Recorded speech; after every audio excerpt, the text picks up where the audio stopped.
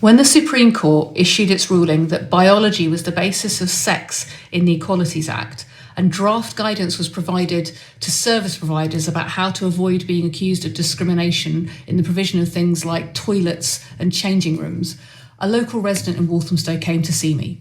They were trans. They admitted to me that they had wet themselves 3 times in public since the ruling had happened because they were too terrified to go and use a public toilet for fear of being challenged.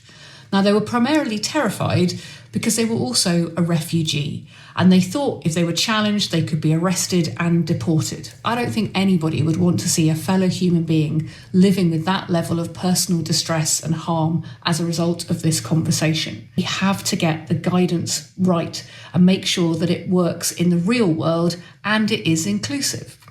I am concerned that the revised guidance that's been issued in the last couple of days doesn't meet that test. It says that service providers who include trans people in their services could, most cases, be discriminating against non-trans people. It says it is a legitimate reason to exclude trans people on the basis of the discomfort of others. It doesn't define what it means by discomfort of others.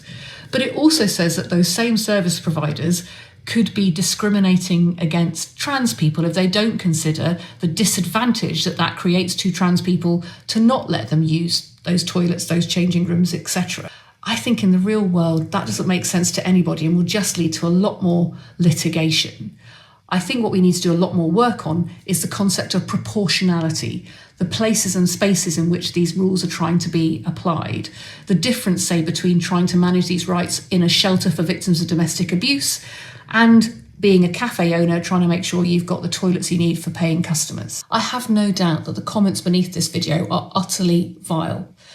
You don't uphold human rights by denying the role of the Supreme Court. Biology is of course real, and yes, I do know what a woman is, and I don't need online trolls to tell me. Our trans community in this country is under a vicious, persistent attack, and their rights are being denied to them. We need to uphold them as well. In the coming weeks and months, I will seek to continue to play my part in trying to navigate these issues and make that argument.